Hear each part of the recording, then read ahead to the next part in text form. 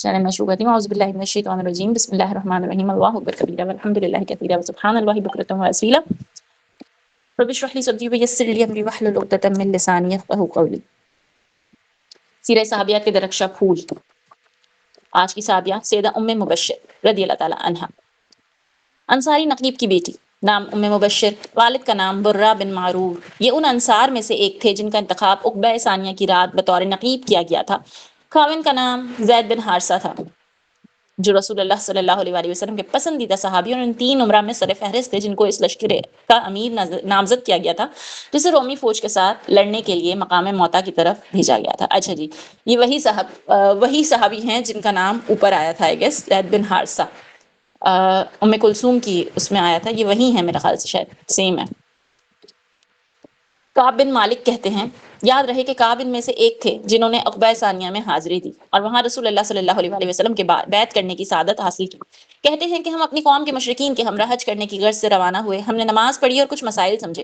ہمارے ساتھ برہ بن معرور بھی تھے. یہ ہمارے سردار تھے. ہم اس کو اپنا بڑا سمجھتے تھے. کعب بن مالک نے عقبہ ثانیہ کی بیعت کا قصہ کچھ اس طرح بیان کیا. کہتے ہیں کہ رسول اللہ صلی اللہ علیہ وآلہ وسلم نے گفتگو کی، قرآنی آیات پڑھی اور اسلام قبول کرنے کی ترغیب دلانے کے بعد فرمایا، میں تمہاری بیعت اس شرط پر لیتا ہوں کہ تمہیں میری حفاظت اس طرح کرنا ہوگی جس طرح تم اپنی عورتوں اور بیٹوں کی حفاظت کرتے ہو. اچھا، اسی بیعت سے ریلیٹڈ ہم نے اوپر بھی 2 صحابیہ پڑھی ہیں، حضرت ام عمارہ اور حضرت ام منی، جو اس بیعت عقبہ میں شامل تھیں ایز اے لیڈیز. 2 لیڈیز تھیں جو شامل تھیں. کعب کہتے ہیں کہ برہ بن معرور آگے بڑھے اور رسول اللہ صلی اللہ علیہ وآلہ وسلم کا ہاتھ پکڑ کے کہا، ہاں مجھے قسم اس ذات کی جس نے آپ کو حق کے ساتھ بھیجا ہے، ہم آپ کی اس طرح حفاظت کریں گے جیسے ہم اپنی خواتین کی حفاظت کرتے ہیں. اے اللہ کے رسول، آپ ہماری بیعت قبول کریں. ہم نسل در نسل لڑائیوں کی دھنی اور اسلحے کی دلدادہ لوگ ہیں.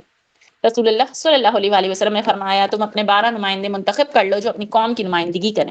انہوں نے 12 نمائندے منتخب کر لیے. 9 نمائندے خزرج قبیلے میں سے تھے اور 3 قبیلے اوس میں سے تھے. رسول اللہ صلی اللہ علیہ وآلہ وسلم نے ان تمام نمائندوں سے فرمایا، تم اپنی قوم کے ذمہ دار ہو جس طرح کے حواری عیسیٰ ابن مریم کی کفالت کے ذمہ دار تھے، اور میں اپنی قوم کا کفیل ہوں. سب نے بیک زبان ہو کے کہا، بالکل ٹھیک ہے.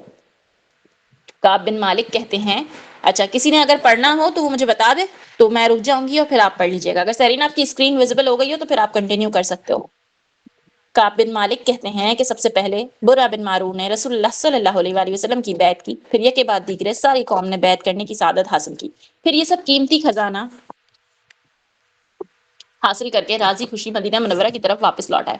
ایمان سے بڑھ کر قیمتی خزانہ بھلا اور کیا ہو سکتا ہے. پھر وہ رسول اللہ صلی اللہ علیہ وآلہ وسلم کی ہجرت کر کے مدینہ منورہ میں تشریف آوری کا انتظار کرنے لگے، لیکن برہ بن معرور نبی کریم صلی اللہ علیہ وآلہ وسلم کی مدینہ منورہ آمد سے پہلے ہی داعی اجل کو لبیک کہتے ہوئے اللہ کو پیارے ہو گئے.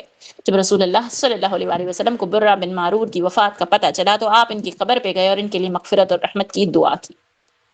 اچھا جی، ایک پوائنٹ یہاں پہ ملتا ہے جو ہمارے یہاں پہ سوسائٹی میں قبر پہ،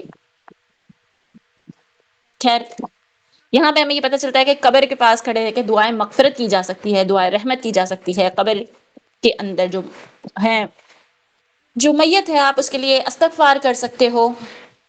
لیکن ہمارے یہاں پہ بہت ساری ایسی روایات موجود ہیں جو ثابت نہیں ہیں. نبی کریم صلی اللہ علیہ وآلہ وسلم نے یہاں قبر پہ کھڑے رہ کے قرآن نہیں پڑھا، حالانکہ ان سے زیادہ بہتر کون ہی پڑھ سکتا ہے قرآن. انہوں نے یہاں کھڑے رہ کے دعائیں مغفرت اور دعائیں رحمت کی. سیدہ ام مبشر بنت برہ بن معرور رضی اللہ تعالیٰ عنہ انصار کی بڑی جلیل القدر صحابیات میں سے تھیں. جب ان کی شادی زید بن حارثہ کے ساتھ ہوئی تو سیدہ عائشہ صدیقہ رضی اللہ تعالیٰ عنہ نے فرمایا، رسول اللہ صلی اللہ علیہ وآلہ وسلم نے جب بھی زید بن حارثہ کو کسی لشکر میں بھیجا تو آپ نے اسے اس لشکر کا امیر نامزد کر دیا. اگر وہ زندہ رہتے تو اسے خلیفہ نامزد کر دیتے. زید بن حارثہ کو جنگ موتا میں شہید کر دیا گیا. رسول اللہ صلی اللہ علیہ وآلہ وسلم نے اس لشکر کے لیے 3 افراد کے نام لیے کہ یہ کے بعد دیگرے ان 3 کو امیر لشکر قرار دیا جائے اور ان کے حق میں دعا کی جائے. لشکر روانہ ہوا اور لشکر کے ساتھ وہی کچھ ہوا جو اللہ کی مرضی تھی. زید بن حارثہ نبی کریم صلی اللہ علیہ وآلہ وسلم کے غلام ہوا کرتے تھے جنہیں نبی کریم صلی اللہ علیہ وآلہ وسلم نے آزاد کر دیا تھا، لیکن انہوں نے نبی کریم صلی اللہ علیہ وآلہ وسلم کی صحبت میں رہنا ذات کو ترجیح دی اور وہ اپنے والد کے ساتھ اپنے گھر نہیں گئے تھے. حالانکہ وہ آزاد کردہ غلام تھے، وہ غلام نہیں تھے، لیکن وہ نبی کریم صلی اللہ علیہ وآلہ وسلم کے ساتھ ان کے گھر میں رہا کرتے تھے، جن کو منہ بولے بیٹے کے طور پہ بتایا گیا تھا. اور پھر جن کے بارے میں آتا ہے نا کہ جب قرآن میں یہ حکم نازل ہوا کہ منہ بولے رشتے ایگزسٹ نہیں کرتے، تو یہ وہی زید بن حارثہ ہیں. پھر رسول اللہ صلی اللہ علیہ وسلم ممبر پہ جلوہ افروز ہوئے اور آپ نے حکم دیا کہ الصلاۃ الجمعہ کا اعلان کر دیا جائے۔ لوگ یہ اعلان سن کے جوگ در جو مسجد میں جمع ہو گئے۔ پھر رسول اللہ صلی اللہ علیہ وسلم نے فرمایا، لوگوں، آج میں تمہیں غازی لشکر کے بارے میں بتانا چاہتا ہوں، سنو۔ لشکر اسلام روانہ ہوا، دشمن کے ساتھ نبرد آزما ہوا، زید بن حارثہ کو شہید کر دیا گیا، اس کے لیے مغفرت کی دعا کرو۔ تو لوگوں نے ان کے حق میں مغفرت کی دعا کی۔ اللہ ہمارے تمام مرحومین کی مغفرت فرمائے، ان کے درجات بلند فرمائے، ان کی آخرت کی منازل کو آسان فرمائے، اور ہمیں بھی اپنے لیے ہماری بھی مغفرت فرمائے، ہمیں استغفار کرنے کی، توبہ کرنے کی خوب خوب سعادت نصیب فرمائے اور ایمان پہ موت نصیب فرمائے۔ پھر جھنڈا جعفر بن ابی طالب نے پکڑ لیا اور دشمن پر حملہ آور ہوا، اور یہ بھی داد شجاعت دیتا ہوا جامِ شہادت نوش کر گیا۔ میں اس کی شہید ہونے کی گواہی دیتا ہوں، اس کے حق میں مغفرت کی دعا کرو۔ لوگوں نے ان کے حق میں مغفرت کی دعا کی۔ پھر جھنڈا عبداللہ بن رواحہ نے پکڑ لیا اور اس نے میدان میں اپنے قدم جما لیے، وہ بھی دشمن کے خلاف خوب لڑا اور بالآخر شہید ہو گیا۔ اس کے حق میں بھی مغفرت کی دعا کرو۔ تو لوگوں نے ان کے حق میں بھی مغفرت کی دعا کی۔ رسول اللہ صلی اللہ علیہ وسلم نے فرمایا، پھر خالد بن ولید نے آگے بڑھ کے جھنڈا پکڑ لیا۔ وہ لشکر کے امراء میں سے نہیں تھا، اس نے خود اپنے آپ کو امیر لشکر قرار دے دیا۔ رسول اللہ صلی اللہ علیہ وسلم نے اپنی دو انگلیاں اوپر اٹھائیں اور فرمایا، الہی وہ تیری تلواروں میں سے ایک تلوار ہے، تو اس کی مدد کر۔ سیف اللہ، اللہ کی تلوار۔ عبد الرحمن کہتے ہیں کہ ایک روایت میں فَانْتَصِرُ بِهِ کے الفاظ ہیں، یعنی الہی اس کے ذریعے سے غلبہ عطا کر۔ اس دن سے ان کا نام خالد سیف اللہ مشہور و معروف ہوا۔ ام مبشر کی نبی کریم صلی اللہ علیہ وسلم سے ملاقات، کوئی کنٹینیو کرے گا؟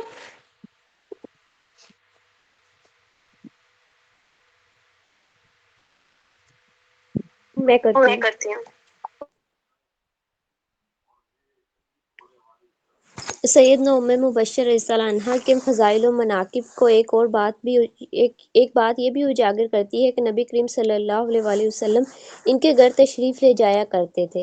امام مسلم نے ابو زبیر سے روایت کیا اور انہوں نے جابر سے، اور وہ فرماتے ہیں کہ نبی کریم صلی اللہ علیہ وسلم ام مبشر انصاریہ کے کھجوروں کے باغ میں تشریف لے گئے۔ نبی کریم صلی اللہ علیہ وسلم نے ام مبشر سے پوچھا، یہ کھجوروں کے درخت کسی مسلمان نے لگائے ہیں یا کافر نے؟ انہوں نے بتایا کہ ایک مسلمان نے لگائے ہیں۔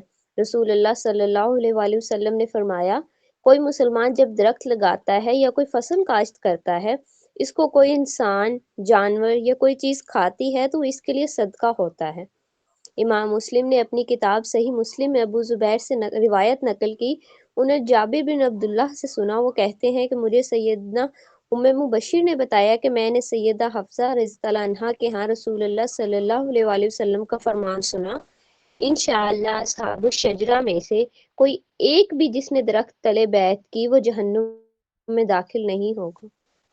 سیدہ حفصہ بولی، کیوں نہیں ہے اللہ کے رسول، اور اس نے ام مبشر کو ڈانٹ پلائی۔ پھر یہ آیت پڑھی، تم میں سے کوئی ایسا نہیں ہے جو جہنم پر وارد نہ ہو، یہ تو ایک طے شدہ بات ہے جسے پورا کرنا تیرے رب کے ذمہ ہے۔ نبی کریم صلی اللہ علیہ وسلم نے فرمایا، اللہ تعالیٰ نے اس کے بعد یہ بھی ارشاد فرمایا ہے، تو ہم ان کو بچا لیں گے جو دنیا میں متقی تھے اور ظالموں کو اس میں گرا ہوا چھوڑ دیں گے۔ اللہ پاک ہمارے سیدنا ام مبشر رضی اللہ عنہا مدرسہ نبوی کی تعلیم یافتہ تھی۔ انہوں نے احادیث رسول اللہ صلی اللہ علیہ وسلم کو بیان کرنے کا اعزاز حاصل کیا۔ مسند امام احمد میں ہے، ام مبشر رضی اللہ عنہا فرماتی کہ میں بنو نجار کے باغ میں تھی کہ رسول اللہ صلی اللہ علیہ وسلم تشریف لائے۔ وہاں بنو نجار کے ان افراد کی قبریں بھی تھی جو زمانہ جاہلیت میں فوت ہو گئے تھے۔ آپ نے سنا کہ ان کو عذاب دیا جا رہا ہے، آپ وہاں سے نکلے اور فرمانے لگے، عذاب قبر سے اللہ کی پناہ مانگو۔ ام مبشر کہتی ہیں کہ میں نے عرض کیا، اے اللہ کے رسول، کیا ان کو قبروں میں عذاب دیا جا رہا ہے؟ آپ صلی اللہ علیہ وسلم نے فرمایا، ہاں، ایسا عذاب ہے کہ جس کو جانور سنتے ہیں۔ سیدنا ام مبشر رضی اللہ عنہا نے ایک بڑی اہم حدیث بیان کی جس سے جنگ بدر اور صلح حدیبیہ میں شریک ہونے والوں کی فضیلت ثابت ہوتی ہے۔ سیدنا ام مبشر رضی اللہ عنہا بیان کرتی ہیں کہ ایک دن حاطب بن ابی بلتا کا غلام آیا اور اس نے کہا، اللہ کی قسم حاطب جنت میں داخل نہیں ہوگا۔ نبی کریم صلی اللہ علیہ وسلم نے اسے ڈانٹ پلاتے ہوئے فرمایا، تم جھوٹ بولتے ہو۔ حاتب ایک ایسا شخص ہے جو جنگ بدر اور صلح حدیبیہ میں شریک ہوا، یعنی وہ جنتی ہے۔ سیدنا ام مبشر رضی اللہ عنہا نے اپنی زندگی کے آخری دم تک اللہ سبحانہ تعالیٰ اور رسول اللہ صلی اللہ علیہ وآلہ وسلم کے ساتھ وفاداری کی۔ اللہ تعالیٰ ان پر رحمت کی برکھا برسائے اور اپنی رضا سے نوازے، اور اللہ پاک ہمیں بھی ان کے نقش قدم پر چلنے کی توفیق عطا فرمائے۔ آمین۔ بے شک اللہ تعالیٰ ان صحابیات کی زندگی سے پڑھ کے اپنی زندگی میں شامل کرنے کی توفیق عطا فرمائے، کیونکہ علم تو وہی کام کا ہے نا کہ جسے ہم پڑھ کے عمل میں لائیں۔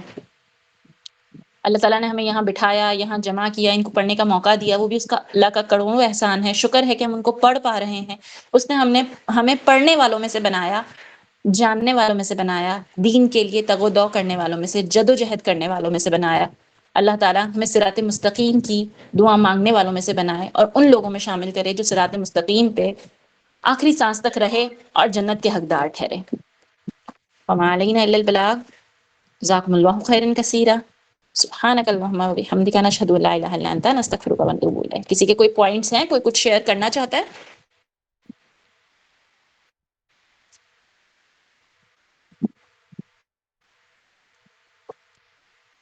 آپ میں سے کوئی کچھ شیئر کرنا چاہے تو آپ شیئر کر سکتے ہیں۔